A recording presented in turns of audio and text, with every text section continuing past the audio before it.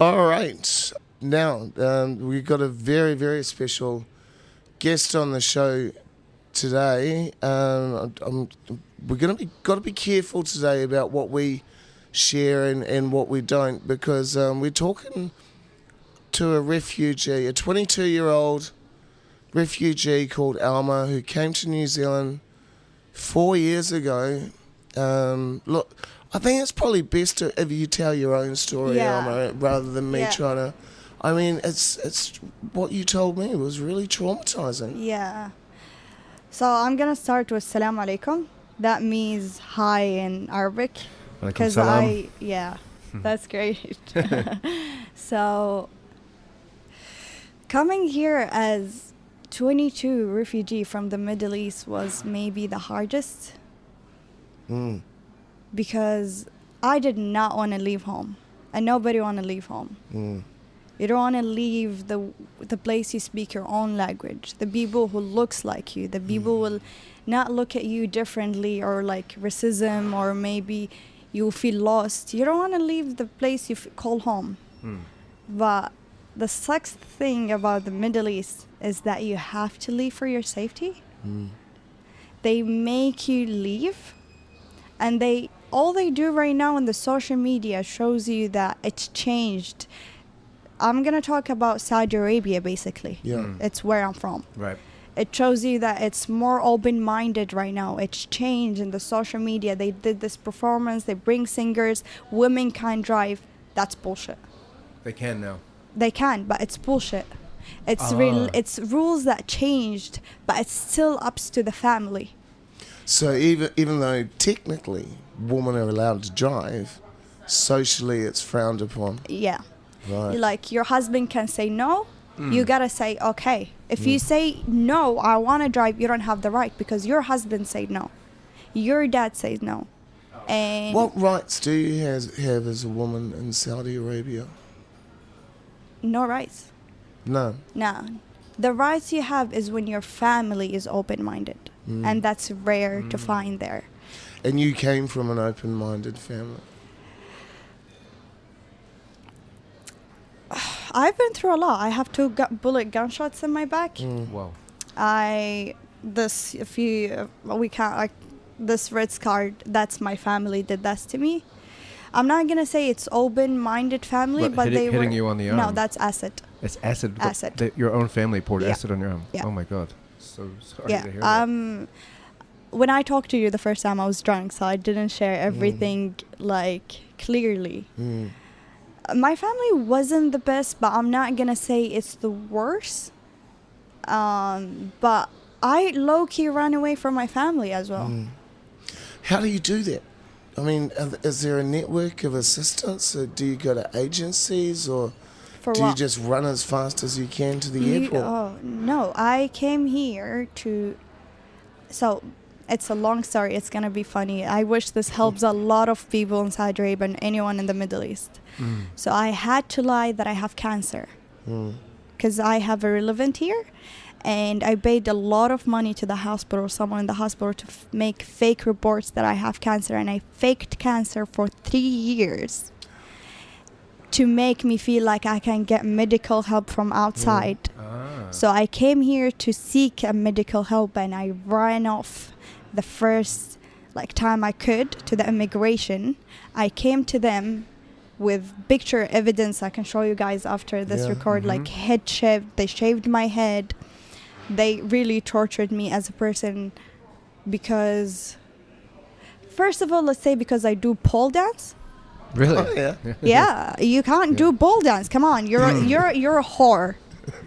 Even if you do I think they call it pole fitness now because you gotta respect it. It's You're not. amazing what people can do on those poles. I do the pole and I was like looked down. I do writing and it was romantic writing. Who do you writing for? Who do you love? Do you love a guy? Give me your fucking phone. Lock you in the room. Married to an old... I have a daughter. In Saudi Arabia. Yeah, I have a daughter. And I didn't want to have that daughter. Oh, God. You in Saudi Arabia... No, I'm going to say in Saudi Arabia. Most of the Middle Eastern, you don't have the choice to choose. You don't. And when I came here, I thought that my life is gonna change. It changed, but not really to the best. Have you experienced, like, well, just step back a bit, because I want to talk about more about your experiences. Yeah. But, like, when you went to immigration and you told them your story, Yeah. and were they helpful? Were they resistant? Were they skeptical? There was, in the beginning, they didn't listen. That I had to cry. I was bleeding because my relevant here knew about. I got a guy show you the emails. They knew that I came here for the seeking the asylum seeker or as a refugee. So they beat me up. So I stopped the bus and ran to the bus and went to the immigration. They called the police and I went there. One of the person gave me a full paper of lawyers, and he was like, "This is free lawyers. You can contact them." I was like, "What the fuck? Look at me. I came with you without a phone even. How do you want me to contact the lawyers?" So you flew to New Zealand with a family member? Yeah, with a family member. Yeah. And then they figured out, oh, you don't have cancer. Oh, she doesn't have cancer. It's she's a lie. Actually, she came here to refugee, and I got locked in the house, beat up. I had to email the immigration. There was really fast response. But when I went there, there was an old man. He gave me a paper of lawyers, and he was like, "Contact the lawyers." I was like, "I'm here without a phone." Like, how? Yeah, and I was like crying, shaking, like what to do. And that was a female. She was really nice. She got me immediately in the interview room. They get you an interview. They record you a video and a recording, and they keep asking you, why should we take you as a refugee? Like, what's your story? What's your evidence? And I didn't have time because I don't have a place to go to. Like, if you don't take me as a refugee right now, I'm going to go back home and get killed.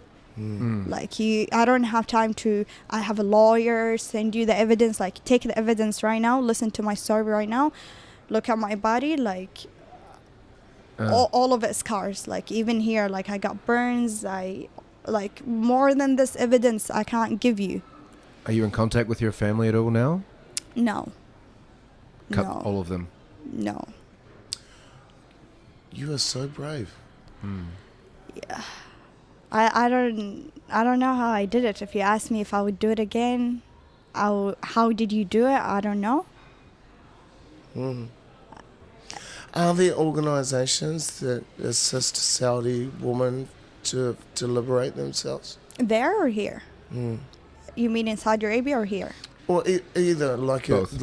I mean, is there a resistance movement? Is there any aid available to people that were in your situation that you can reach out to, or is it just such a closed state that there's no way of contacting like-minded people? There is a lot of voices, especially in America. There is a lot of stories. A lot of people went on broadcast news. They've been killed. Or they've been, like, let's say Khashoggi story, if you know it. So he's a Middle Eastern guy from Saudi Arabia. He's against the government. He was in Turkey. He went to the embassy. He went to the embassy. He walked in. They invited him to have a chat with him about, like, why he's against the government or whatever. He walked in. He never walked out. Yeah, he walked in one piece. He never walked out. We don't know how he walked out of the embassy. Is he alive? Is he dead? I think he's dead 100%. So there is people who's trying to help. There is people like me going in a broadcast talking. There is in the news, New York Times news, a lot.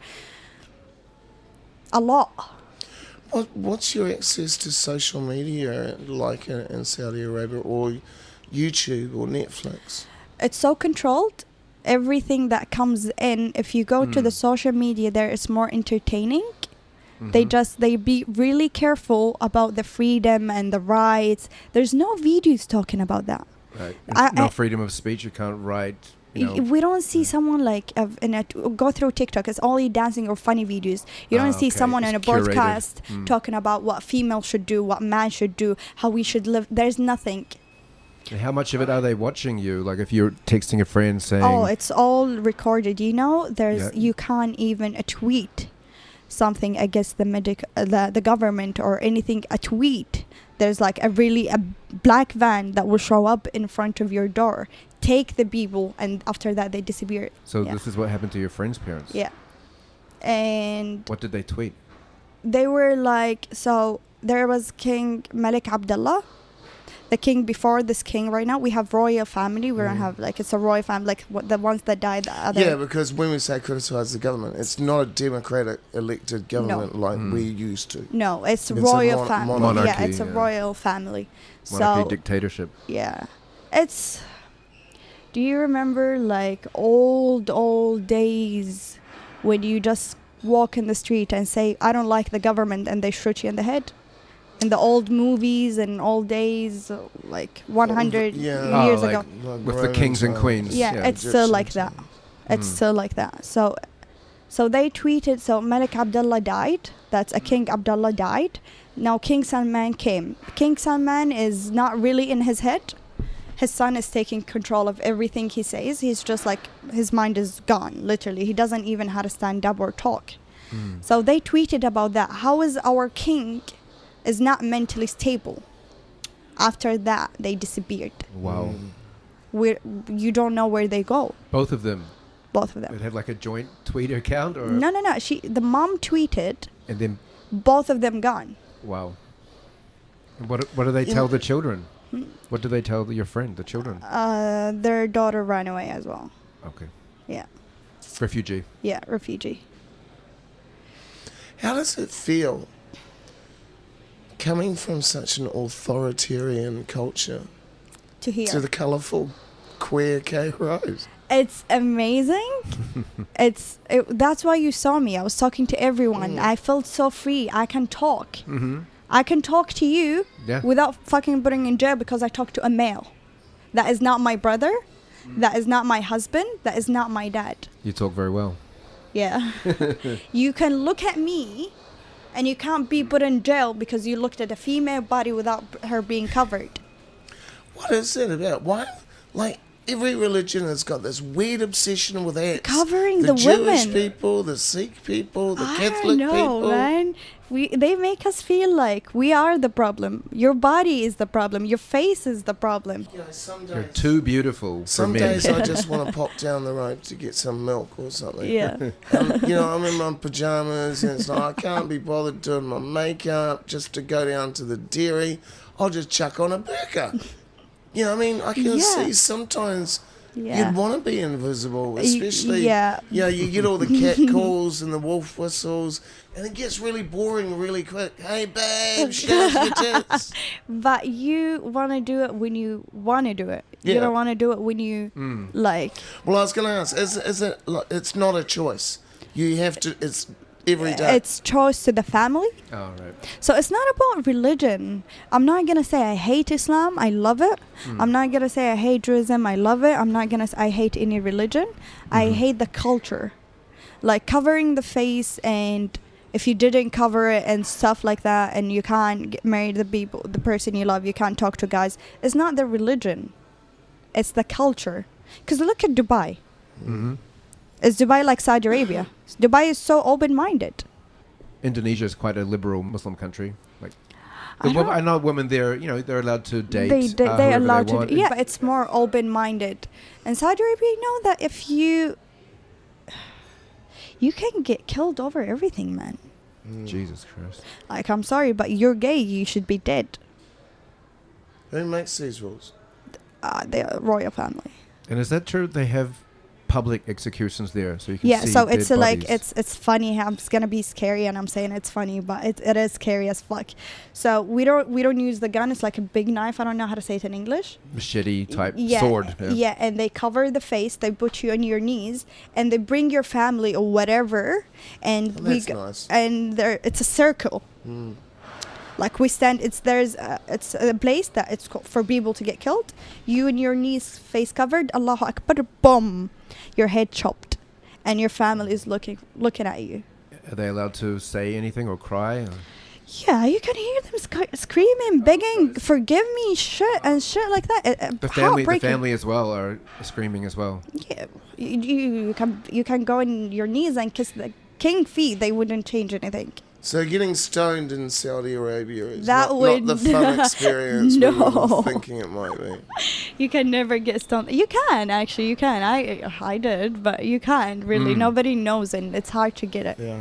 It's alcohol is not legal there. Nothing is legal, basically. But if you got enough money, you could get some. Yeah. What do you do for fun? You know, what do you do? What do you do on a Friday night with your mates? You go chill in a house, eat pizza, watch a movie. Nice. But can you watch old movies?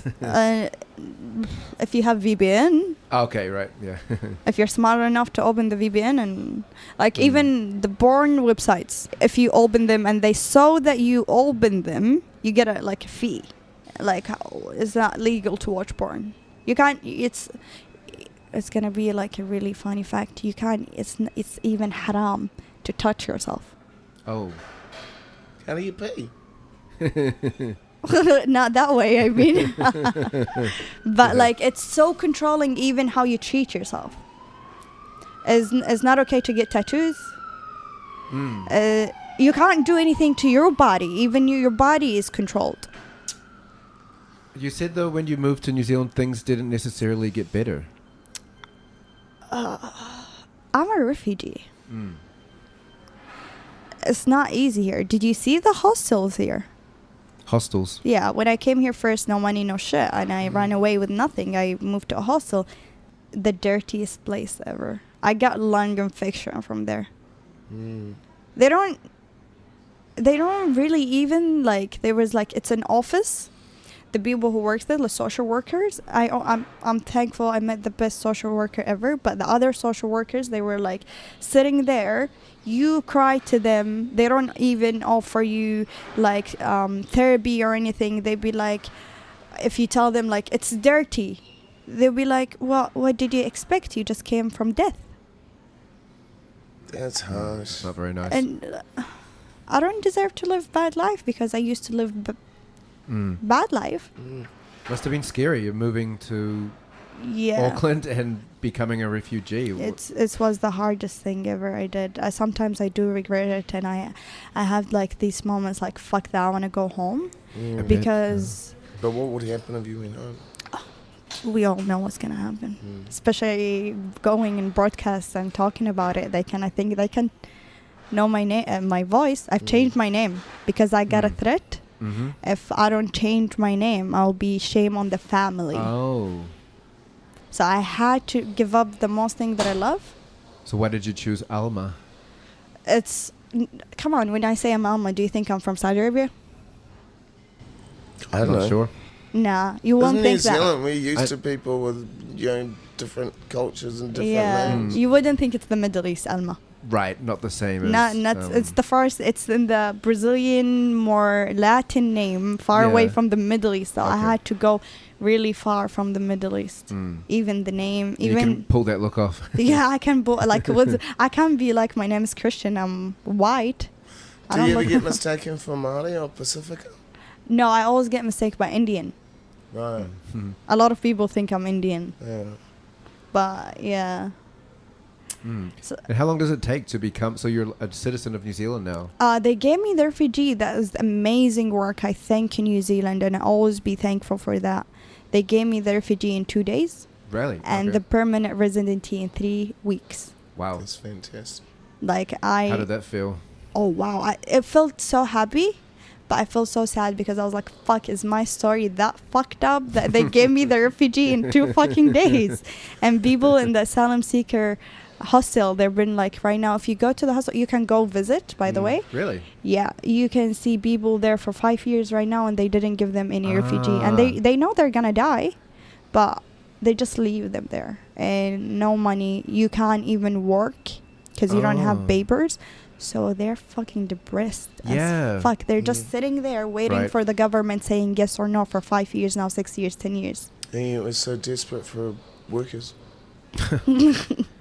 Oh, well, that's the truth of it, isn't it? Yeah. You know, I mean, I've been waiting like almost 3 weeks to get something delivered from South Auckland to where I live in West Auckland. And it's like, I called them up and said, what the hell's going on? And they're like, oh, we can't find enough drivers. surely we can find some people that want to be drivers, train them to be drivers, and give them a job as drivers. I mean, how long does it take to learn to drive a truck? Can't be that hard. I can do it. No. I think COVID really hit New Zealand. We're hemorrhaging good people every day, and it's lovely to welcome people like you, and hopefully you'll stay. And you're a poet. You've contributed to the New York Times. Yeah, I did That's write pretty cool. one article about Saudi Arabia as well. Yeah. House of Horror of Saudi Arabia. But I didn't publish it under my name, of course, under the editor name and stuff. But I just needed to get shit from my heart. I was gonna curse, but I took it back. That's all right. We swear all the fucking time. I needed to take that shit out of my heart, so I did. But I never put it under my name. I just opened my Twitter and it's going really good.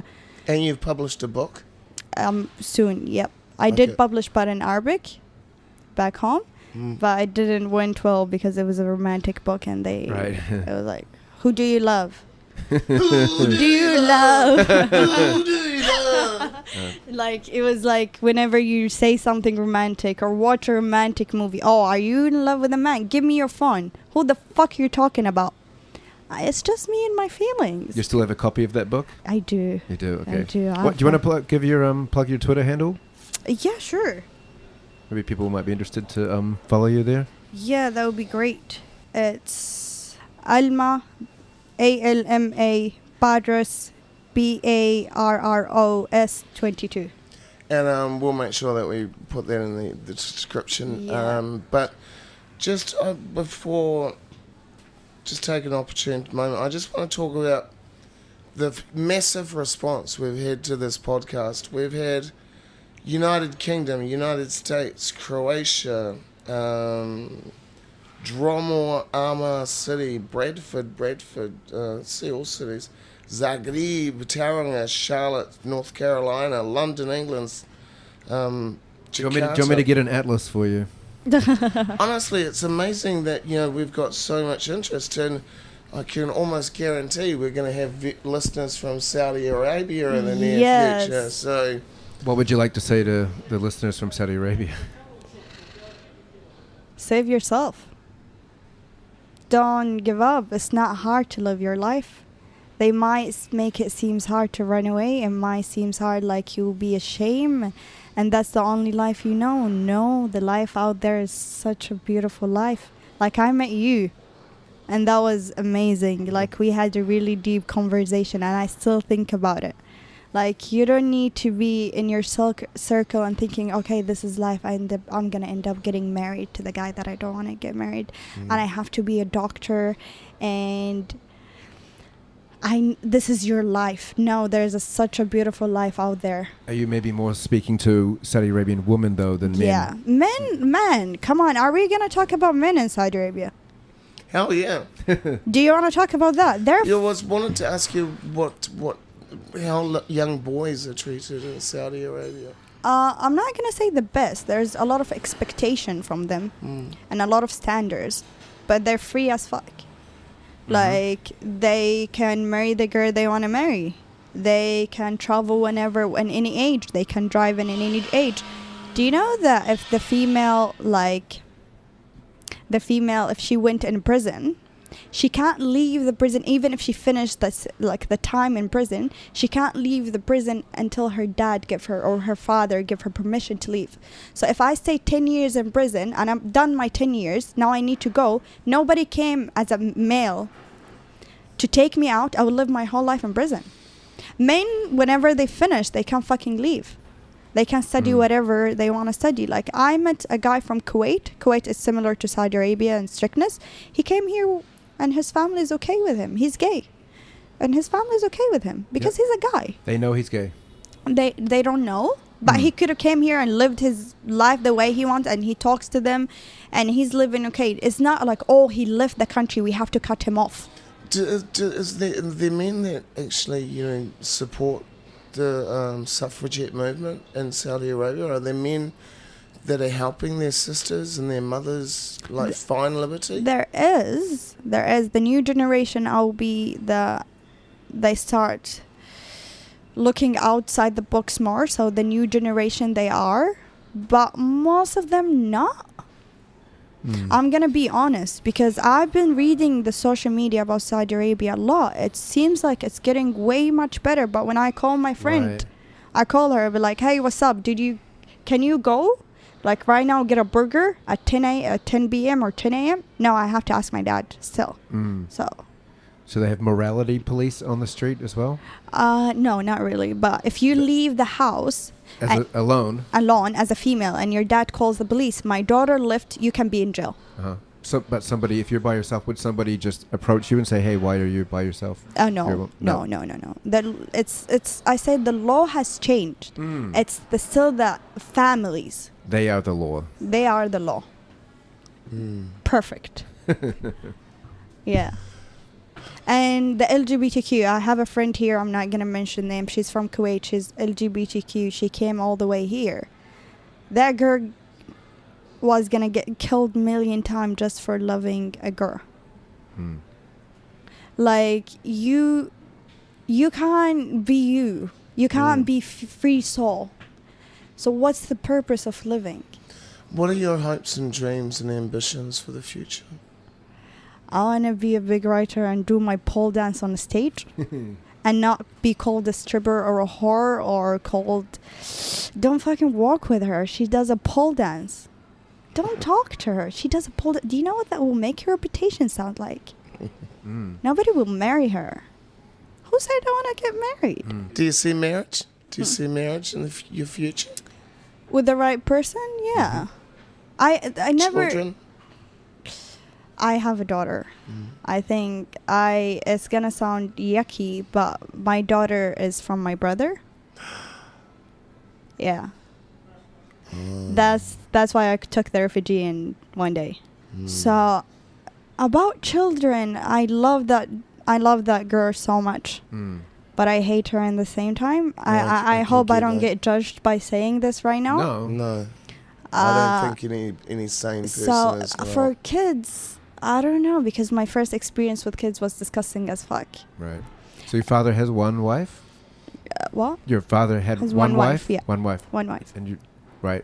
So you're forced to marry your own brother. I didn't marry him. It was rape. Do you know how much they rape in Saudi Arabia to girls? It's from their father, from their brothers, because you can't get easy access to women. So, and they can't go fuck their girlfriends because they might get pregnant and the other family will come for your head. So who are you gonna fuck? Your daughter, your sister. Oh my God. My all sexual abuse or harassment was from family members. Was never from an outsider. Never been touched by an outsider in Saudi Arabia. It was my brothers. Sorry to hear that. And my mom knew about it. My dad knew about it. You say nothing. You keep your mouth fucking shut. Because what would people say? And they never got mad at him. They never... Boys will be boys. They never got mad. He's still living free right now. And I'm here.